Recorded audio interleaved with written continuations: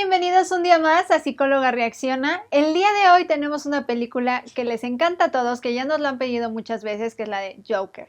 Vamos a analizar qué pasa con este personaje, con esta película que generó mucha controversia cuando salió, gente que la amó, gente que la rechazó completamente, pero vamos a analizar qué hay detrás de este gran personaje. Acompáñame. Vamos a iniciar con la descripción de nuestro personaje, Arthur Fleck. Un hombre entre 30 y 40 años aproximadamente, que es tímido, iluso, desalineado, que vemos que está por debajo de su peso, de su talla, que vemos que tiene muy pocas relaciones sociables, vemos que aparentemente no hay una relación afectiva con ninguna persona, que trata de llevar una vida lo más tranquila y normal posible, o sea, tiene un trabajo, está al cuidado de su mamá, intenta llevar su tratamiento lo mejor posible. Ese es el Arthur Fleck de un inicio, donde vemos un hombre que tiene alguna situación, pero que todavía no tenemos claro qué sucede con él.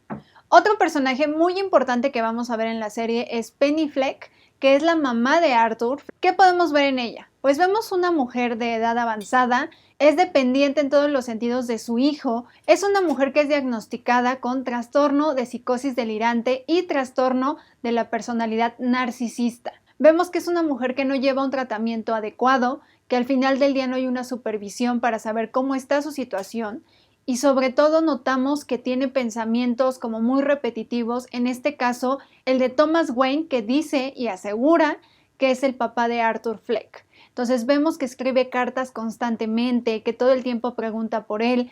Entonces vamos a platicar de la vida de Arthur. Vamos a ver esta metamorfosis y por qué se va dando, por qué vemos este cambio tan radical en toda su personalidad. Algo que nos llama la atención desde el inicio de la película son estas carcajadas incontenibles que muestra nuestro personaje y que nos lleva a un punto de decir ¿qué está sucediendo con él? Pues esto tiene una clara explicación. Él está presentando una afección pseudovulvar. ¿Qué es esto?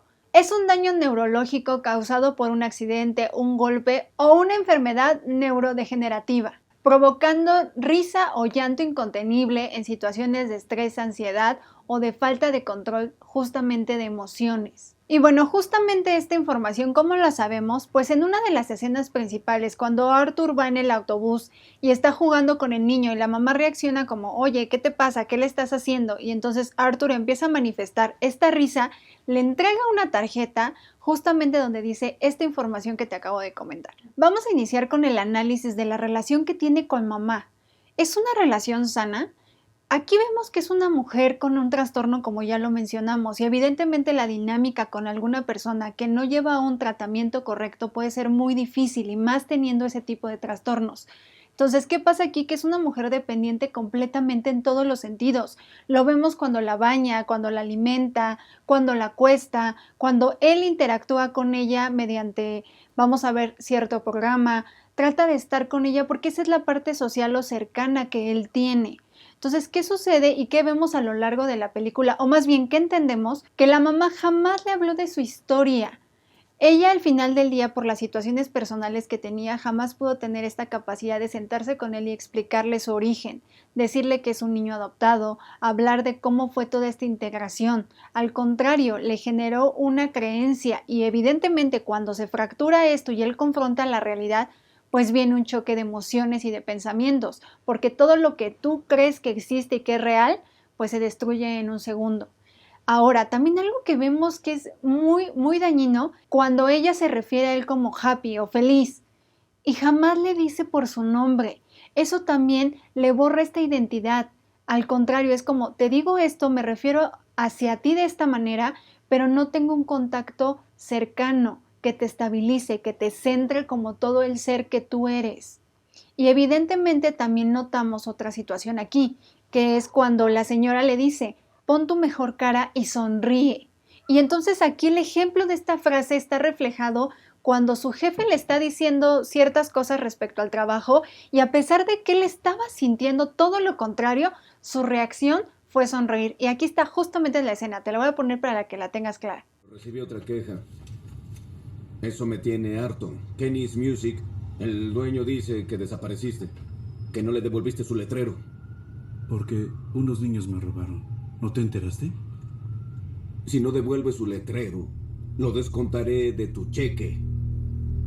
¿Quedó claro?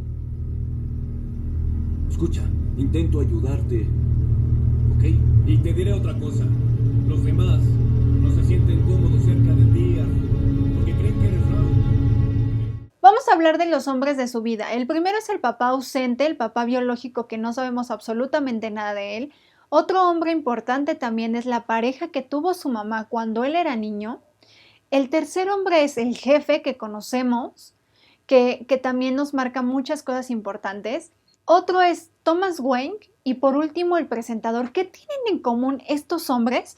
Pues bueno, que de alguna manera son abusivos, generan burlas hacia su persona, no están presentes, no le dan un reconocimiento personal, son apáticos, insensibles, son distantes y muestran rechazo y en algún caso son violentos hacia él.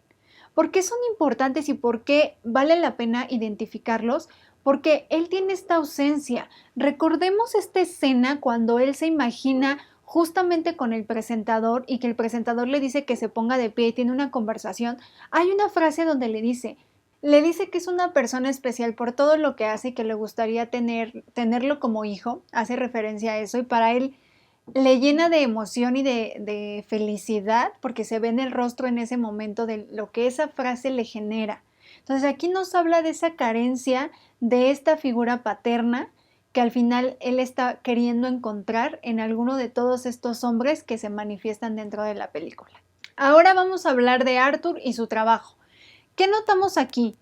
Vemos inestabilidad, manifiesta una relación pobre con sus compañeros, solamente vemos una excepción con uno de ellos que se llama Gary y ahí se genera empatía justamente porque ambos comparten una situación de rechazo o burlas por parte de sus compañeros. Y aquí es importante mencionar que algo que va a detonar esta metamorfosis que platicábamos hace un ratito es estas aspiraciones que él tiene de ser un comediante, de que lo miren. Y entonces, ¿qué sucede? También hay una frase increíble que sucede en la película cuando la mamá le dice, para ser comediante se necesita gracia y tú no lo tienes. Y entonces también eso es muy fuerte porque rompe con toda esta idea de yo quiero lograr este sueño y cómo muchas veces alguna persona externa suma a ese costalito de cosas que nos van poniendo barrera para alcanzarlo. Entonces, esto no lo pierdan de vista porque va a ser clave más adelante. Ahora vamos a hablar de la relación de Sophie con Arthur, que es una chica que vive en su mismo edificio y que en algún momento se encuentra en el elevador y entonces este elevador se atora y al final del día lo que pasa es que tienen una conversación pequeña y hacen una ligera empatía. Ella le sonríe, porque esto es clave, porque a lo largo de la película es la única persona que presenta este sentimiento de agrado. Entonces, ¿qué pasa a partir de eso?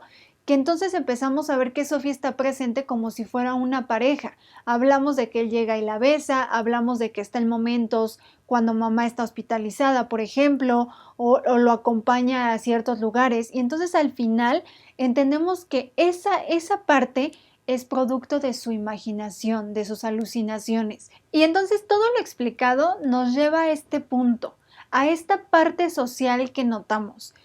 Este es complicado porque nos muestra una realidad muy fuerte y lo primero que notamos es cuando él está trabajando de payaso y está con el cartel y entonces unos chicos le roban el cartel y él los empieza a perseguir para que se lo devuelvan y lo llevan a un callejón y le propinan una golpiza.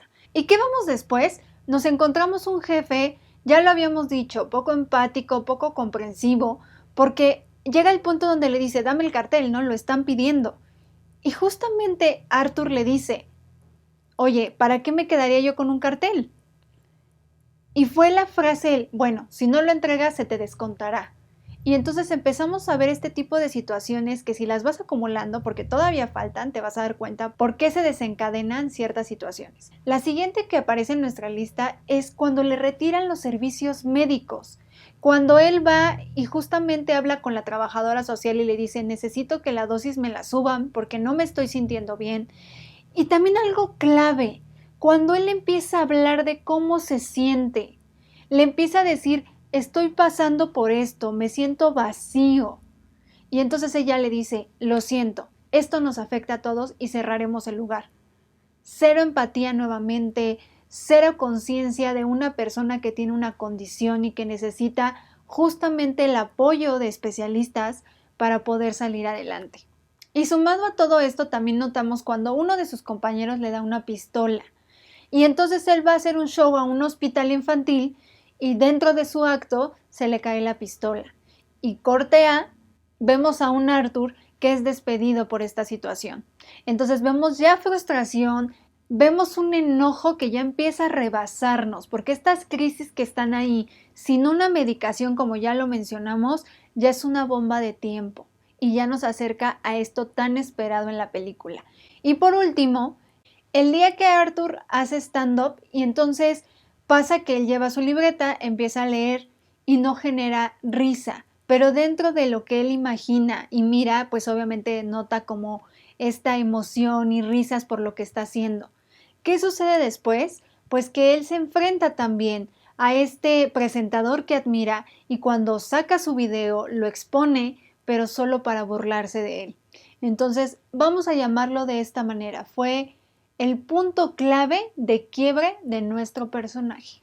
¿Qué fue lo que termina de llevar a nuestro personaje a la metamorfosis? Justamente esa escena cuando Arthur tiene el expediente de su mamá y entonces se encuentra con que mamá está diagnosticada con un trastorno, que él es un hijo adoptivo, que vivió violencia y abuso en su niñez por parte de ella y de su pareja, y entonces claro que eso lleva al límite a nuestro personaje, y sumado a todo lo anterior que te acabo de decir, pues esta bomba estalla, porque entonces ya empieza a haber esta transición de lo que yo soy y lo que estoy desarrollando. Y entonces, justamente, esto es donde nuestro querido Joker aparece. La primera vez que vemos al Joker en todo su esplendor es justamente cuando está en el vagón y se encuentra con estos 3 chicos que están acosando a esta chica. Y tal vez tú te preguntas, bueno, pero al final era algo insignificante o no tenía que ver con él. Sí, pero recuerda que también traía muchas cosas ya venía un cansancio y un desgaste emocional muy grande. Entonces, ¿qué pasa cuando ellos se acercan y él empieza a tener esta risa compulsiva? Pues ellos empiezan a jugar, a molestar y a agredir físicamente. Y su reacción ya no fue como la primera vez del cartel que se quedó ahí tirado, ya fue una reacción de ya no puedo más. Y entonces ahí es donde vemos que les dispara a los chicos, que sigue al chico que sale del vagón y termina de asesinarlo.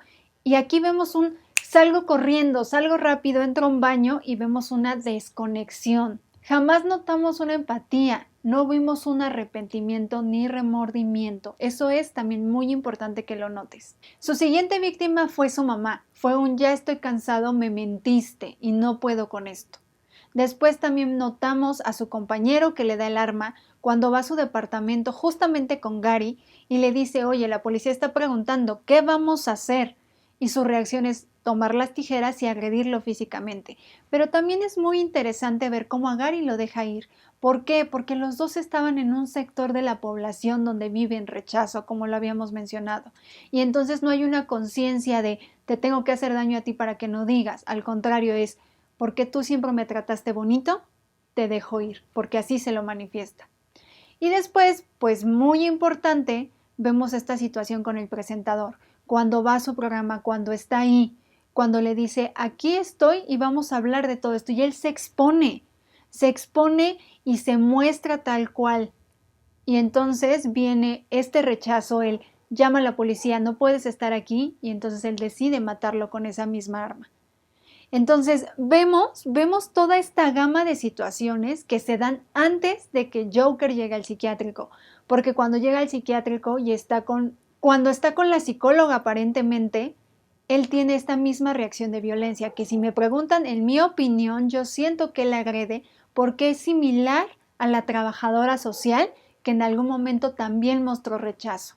Entonces vemos toda esta faceta, el cómo ya se pierde completamente y justo esto nos lleva a preguntarnos, ¿qué pasa con él? Porque ya hablamos de una afección al inicio, ¿pero tiene que ver con eso o realmente qué pasó con Joker? Pues te voy a dar la respuesta. Muchos colegas manifiestan que él presenta psicosis, pero en mi opinión personal, yo lo que creo y lo que miro con las características que están en el personaje es que él tiene trastorno de personalidad antisocial. Esto se refiere a se caracteriza por no ajustarse a las normas sociales y presentar actos de violencia o acciones delictivas. Se nota cuando la persona no respeta ninguna ley, no es empático, es violento o agresivo, impulsivo, toma riesgos innecesarios y tiene relaciones pobres o abusivas. Que todo lo anterior y las características que ahorita te di, pues si las analizas coinciden perfectamente con Joker. Y si hablamos de factores de riesgo, son 3 muy importantes. El primero es genético. Aquí sería muy interesante saber quiénes son los papás del Joker, porque eso nos dejaría ver toda su historia. Lamentablemente no tenemos esa información, pero al tener una situación o antecedentes familiares con algún trastorno, estamos predispuestos y tenemos que dar un seguimiento correcto solo como supervisión.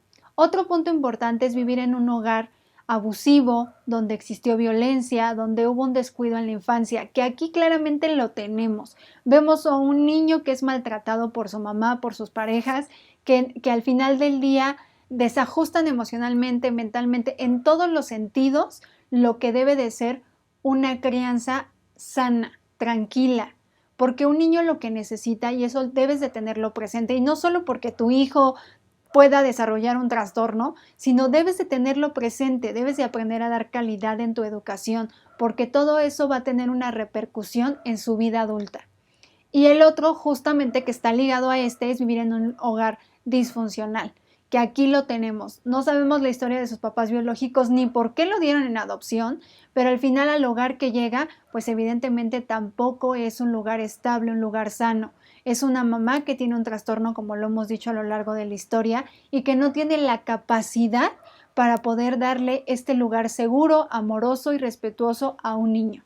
Yo sé que como papá tal vez te da miedo, te da angustia, porque obviamente es algo que nos rebasa como seres humanos. Pero aquí lo importante, uno, es que tú sepas tus antecedentes médicos, para que tú sepas a qué están predispuestos si decides tener un hijo.